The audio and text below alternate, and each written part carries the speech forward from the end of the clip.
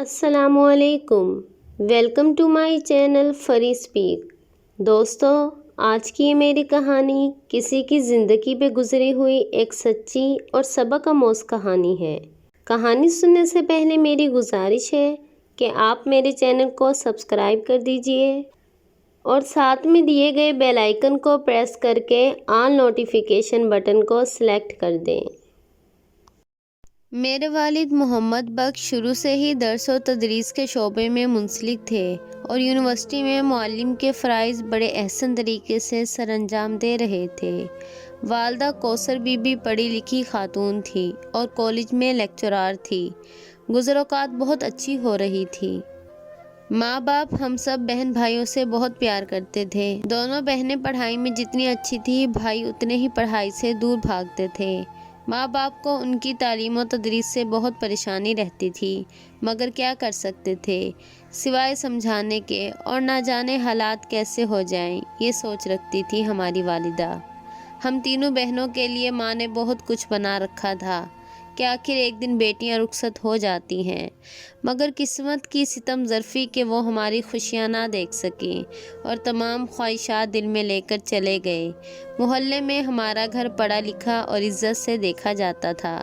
زندگی جیسے ٹھہر سی گئی تھی اور سوچوں نے اپنا گھیرا کر رکھا تھا۔ کیا سے کیا ہوتا جاتا ہے، انسان تو کبھی وہم گمان بھی نہیں کر سکتا کہ آنے والا وقت اس کے لیے کیسی سوگات لا رہا ہے۔ رخسانہ بھی اسی تانے بھانے میں الجھی ہوئی تھی کہ اس کو اپنی تعلیم چھوڑنا پڑی، کیونکہ بڑے ہونے کے ناطے ہر ذمہ داری اس پر تھی۔ مناہل اور اقصیٰ بہت روتی تھی، ماں باپ کو یاد کر کر کے روتی تھی اور سب کے آنسو اپنے دامن میں سمیٹ لیتی، مگر اس کے آنسو سمیٹنے والا کوئی بھی نہ تھا۔ ہر نماز میں اپنے لیے دعا کرتی کہ اے اللہ، 4 بہن بھائیوں کا بوجھ مجھ پر آ پڑا ہے، تو مجھ کو ہمت اور حوصلہ دینا کہ میں ان کی ذمہ داری احسن طریقے سے نبھا سکوں۔ وہ خود کو اکیلا پا کر بہت روتی تھی۔ وہ اپنی عمر سے زیادہ سمجھدار لگنے لگی تھی، ہر ذمہ داری بخوبی نبھاتی۔ بہن بھائی اسکول اور کالج چلے جاتے تو وہ گھر کے کاموں میں لگ جاتی۔ مناہل اور اقصیٰ 3rd ایئر اور 4th ایئر میں تھی۔ بھائی 9ویں اور 10ویں جماعت میں تھے۔ رخسانہ MA اسلامیات کے آخری سال میں تھی، مگر سب دھرے کا دھرا رہ گیا۔ زندگی امتحان بن گئی تھی۔ وقت گزرتا رہا، مہینے سال سرکتے رہے۔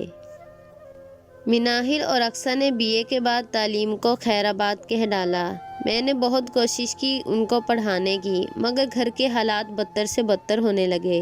اس طرح تینوں بہنوں نے گھر میں ہی اکیڈمی کھول لی۔ میں بہن بھائیوں میں سب سے زیادہ خوبصورت تھی۔ امی ابو جب زندہ تھے تو ہمارے بہت رشتے آتے تھے، مگر میں اپنی تعلیم مکمل کرنے کے لیے کچھ کرنا چاہتی تھی، تو ماں باپ نے بھی ساتھ دیا، ہمیشہ میری طاقت بنے رہے۔ مگر ماں باپ کی وفات کے بعد میں خود کو بھول چکی تھی۔ میں سب کے لیے ماں اور باپ دونوں کا کردار ادا کر رہی تھی، اس لیے اپنی تمنائیں اور خواہشیں دل سے نکال کر پھینک دی تھی۔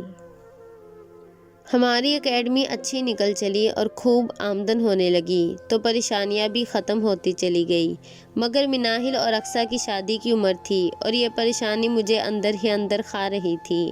میں نے اپنی ایک خالہ سے ان دونوں کے لیے اچھے رشتے ڈھونڈنے کو کہا، لیکن جواب ملا کہ پہلے تمہاری شادی ہونی چاہیے، بعد میں کسی اور کی۔ میں ان کی بات سن کر بولی، خالہ میں کیسے کر سکتی ہوں شادی؟ میرے سامنے ذمہ داریاں ہیں جو مجھ کو نبھانی ہیں۔ آپ بس ان دونوں کے لیے کچھ اچھے سے رشتے ڈھونڈیں۔ آخر میرے اصرار پر وہ راضی ہو گئی۔ مناہل اور اقصیٰ کی قسمت جاگی اور اچھے رشتے ملے اور وہ دونوں اپنے اپنے گھروں کو ہو گئی، تو مجھے سکون کا سانس ملا۔ نعمان اور مبین BA کر کے فارغ تھے۔ نعمان کو ٹیکنیکل فیلڈ میں جانے کا شوق تھا۔ اس نے اسپیئر پارٹس کی دکان کھول لی اور اس میں لگ گیا اور موٹر بائیک اور گاڑیوں کی مرمت بھی کرتا تھا۔ مبین کو باہر جانے کا شوق چڑھایا، لیکن بغیر ہنر کے کامیابی ناممکن ہوتی ہے۔ نعمان نے کہا کہ میرے ساتھ دکان پر بیٹھا کرو، اسی کو بڑھا لیں گے، مگر اس کے دماغ میں تو باہر جانے کی دھن سوار تھی، سو وہ اس میں کامیاب ہو گیا اور مبین چلا گیا۔ وہ مجھے اداس کر گیا۔ ایک ایک کر کے سب چلے گئے۔ دوسروں کے لیے قربانی دینے والے آخر میں اکیلے ہی رہ جاتے ہیں۔ چھوٹی عمر میں ہی جب بہن بھائیوں کی ذمہ داری کندھے پر آ جائے تو سوچ اپنے آپ ہی بڑی ہو جاتی ہے۔ خوش قسمت ہیں وہ لوگ جو ماں باپ کی قدر کرتے ہیں، ان کی دعائیں لیتے ہیں۔ اب میں صرف مذہبی درس و تدریس کی بچیاں پڑھانے لگی، کیونکہ میں اکیلی تھی، لہٰذا قرآن اور درس کی تعلیم دی۔ میرے گھر تلاوت قرآن پاک کی آوازیں بلند ہونے لگی تو دل کو سکون آنے لگا۔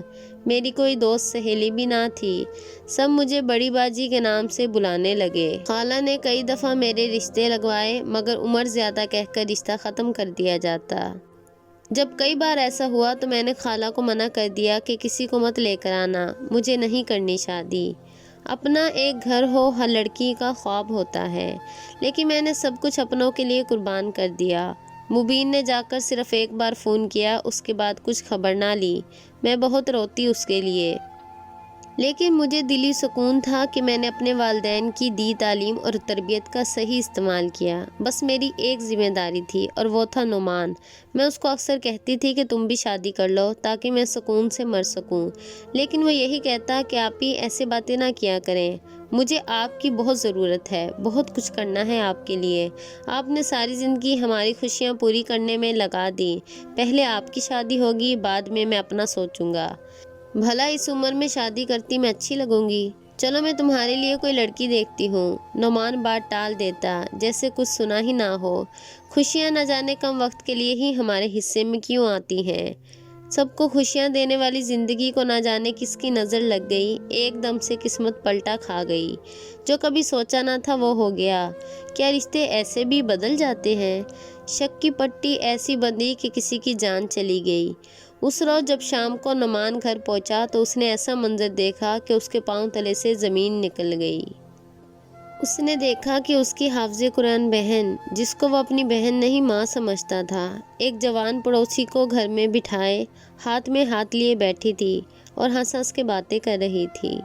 نعمان کے لیے یہ سب ناقابل برداشت تھا۔ وہ سوچ بھی نہیں سکتا تھا کہ اس کی بہن ایسی بد کردار نکلے گی۔ اس وقت تک گھر میں ٹیوشن کی بچیاں نہ تھیں، وہ دونوں گھر میں اکیلے تھے۔ نعمان نے یہ سب برداشت نہ کیا اور وہ چنگھاڑتا ہوا اندر داخل ہوا۔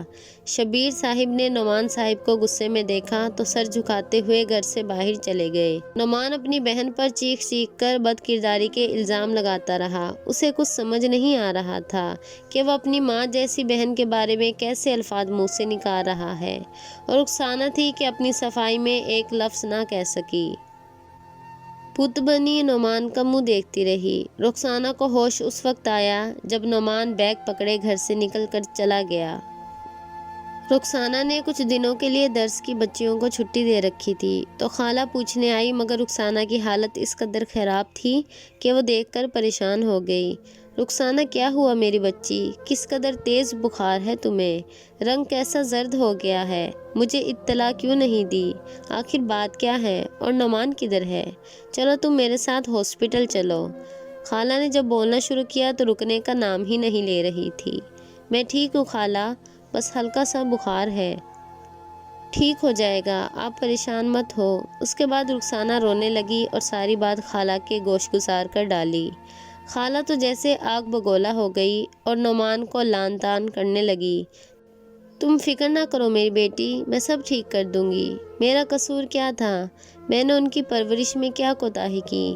نعمان نے تو مجھے جیتے جی مار ڈالا، میرے آنسو پوچھنے والا بھی کوئی نہ رہا، میں اکیلی رہ گئی۔ ہاں میں اکیلی رہ گئی۔ میں ماں باپ کو کیا منہ دکھاؤں گی؟ میں ان کے لیے روشنی کا ستارہ بنی رہی، خود کو مٹا ڈالا، ایک اچھی زندگی کی خواب دیکھتی رہی کہ بھائی میرا آسرا بنیں گے، میری امید بنیں گے، میری محبتوں اور قربانیوں کا کچھ تو صلہ دیں گے، جس کو پا کر میری بے رونق زندگی میں رونق آئے گی۔ مگر یہ سب کیا ہو گیا؟ وہ روتی رہی، خالہ بھی آنسو بہاتی رہی۔ مت رو میری بچی، خالہ نے رخسانہ کو اپنے سینے سے لگا لیا اور پھر رخسانہ بے ہوش ہو گئی۔ خالہ گھبرا کر ڈاکٹر کو لینے گئی، لیکن وہاں تو کچھ بھی باقی نہ رہا۔ ڈاکٹر نے نبض دیکھ کر کہا کہ رخسانہ کی موت ہو چکی ہے۔ محلے میں اچانک یہ خبر بجلی بن کر گری کہ بڑی باچی مر گئی۔ رخسانہ نے مرنے سے پہلے ایک خط نعمان کے نام لکھ دیا تھا، جس میں لکھا تھا کہ تم شک کی چنگاری میں میرے دامن میں بھر کر سرخرو ہو گئے۔ میں تو تمہاری ماں کی جگہ تھی اور تم میرے بیٹے جیسے، مگر تم نے ایک منٹ میں اس رشتے کو شک کی ایسی گالی بنا دیا کہ جس نے مجھے ایک لمحے بھی سکون سے نہ رہنے دیا۔ میرا دامن پاک تھا اور مرتے وقت بھی پاک ہے۔ شبیر صاحب تو اپنی بیٹی کی بات کرنے کے غرض سے آئے تھے، تم گھر پر نہیں تھے، تو وہ دروازے پر کھڑے ہو کر تمہارے رشتے کی بات کر رہے تھے۔ نہیں یقین تو خود ان کی بیٹی عائزہ سے پوچھ لینا۔ تمہارے لیٹ گھر آنے کی وجہ سے میں تم سے بات نہ کر سکی۔ نعمان، تم نے جیتے جی مجھے مار ڈالا، مجھے میری ہی نظروں میں گرا دیا۔ تم نے تو میری کسی بھی قربانی کا صلہ نہ دیا اور شک کی بنا پر میری ساری زندگی کی محنت پر پانی پھیر دیا۔ میں پھر بھی تم کو بد دعا نہیں دوں گی۔ نعمان نے جب خط پڑھا تو پاگلوں کی طرح چیخ رہا تھا اور کہہ رہا تھا، میں نے اپنے ہی ہاتھوں سے اپنی ماں جیسی بہن کو مار ڈالا۔ وہ خط جو مرنے سے پہلے رخسانہ نے نعمان کے لیے لکھا تھا، خالہ نے اس تک پہنچا دیا تھا۔ وہ رخسانہ کے قدموں میں بیٹھا سر جھکائے پچھتاوے کے آنسو بہا رہا تھا۔ اب معافی مانگتا تو کس سے مانگتا؟ دوسروں کو روشنی دینے والی اب خود اندھیری نگری میں چلی گئی۔ وہ سو چکی تھی ہمیشہ ابدی نیند۔ دوستو، ہر بیماری چاہے جسمانی ہو یا ذہنی، علاج ممکن ہے، مگر شک ایسی بیماری ہے جس کا علاج کسی بھی طبی یا نفسیاتی معالج کے پاس نہیں ہے۔ شک محبت ختم کرنے اور نفرت پیدا کرنے والا ایسا بیکٹیریا ہے جو ایک دفعہ پیدا ہو جائے تو انسان کی طبعی موت سے پہلے ختم نہیں ہوتا۔ دوستو، امید ہے آپ کو آج کی ہماری کہانی پسند آئی ہوگی۔ آپ بھی اپنی قیمتی رائے کا اظہار کمنٹ سیکشن میں ضرور دیجیے گا۔